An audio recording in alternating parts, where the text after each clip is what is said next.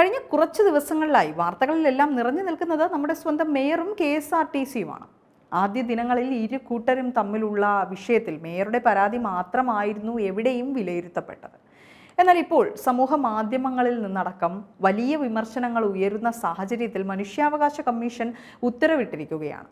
അതായത് KSRTC bus നടു റോഡിൽ തടഞ്ഞിട്ട് ഔദ്യോഗിക കൃത്യനിർവഹണം തടസ്സപ്പെടുത്തി അപമാനിച്ചവർക്കെതിരെയും ഇത് സംബന്ധിച്ച് പരാതി നൽകിയിട്ടും കേസെടുക്കാത്ത കന്റോൺമെന്റ് SHOയ്ക്കെതിരെ നിയമ നടപടി സ്വീകരിക്കണമെന്ന ബസ് ഡ്രൈവറുടെ പരാതിയെക്കുറിച്ച് അന്വേഷിക്കാനാണ് മനുഷ്യാവകാശ കമ്മീഷൻ ഉത്തരവിട്ടിരിക്കുന്നത്.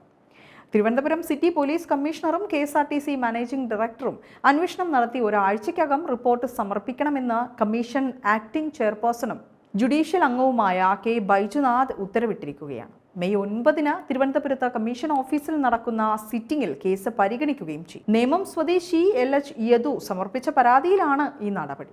ആര്യ രാജേന്ദ്രൻ, DN സച്ചിൻ, അരവിന്ദ് കണ്ടാലറിയുന്ന 2 പേർക്കെതിരെയും പരാതിയുണ്ട്. ഏപ്രിൽ 27 KSRTC ബസിന്റെ യാത്ര തടസ്സപ്പെടുത്തിയെന്ന് പരാതിയിൽ പറയുന്നുമുണ്ട്. തന്നെ അസഭ്യം വിളിക്കുകയും യാത്രക്കാരെ ബസ്സിൽ നിന്നും ഇറക്കിവിടാൻ ശ്രമിക്കുകയും ചെയ്തിരുന്നു.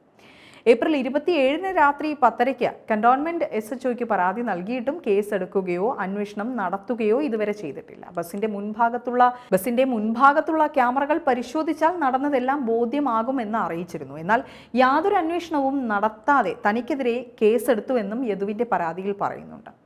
കന്റോൺമെന്റ് SHOയെ അന്വേഷണ ചുമതലയിൽ നിന്നും മാറ്റി മറ്റൊരു ഏജൻസിയെ കൊണ്ട് അന്വേഷിപ്പിക്കണമെന്നുമാണ് യദുവിന്റെ ആവശ്യം. 1 മുതൽ 5 വരെയുള്ള എതിർകക്ഷികൾക്കെതിരെ ഔദ്യോഗിക കൃത്യനിർവഹണം തടസ്സപ്പെടുത്തിയതിനും തന്നെയും യാത്രക്കാരെയും സഞ്ചരിക്കാൻ അനുവദിക്കാതിരുന്നതിനുമെതിരെ അന്വേഷണം നടത്തി നിയമ നടപടി സ്വീകരിക്കണമെന്നും പരാതിക്കാരൻ ആവശ്യപ്പെട്ടിരിക്കുകയാണ്.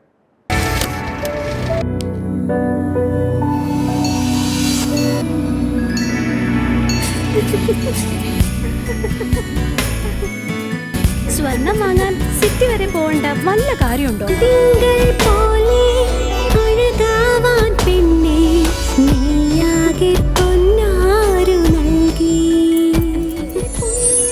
കാലം മാറിയാലും ബന്ധങ്ങൾ മാറുന്നില്ല.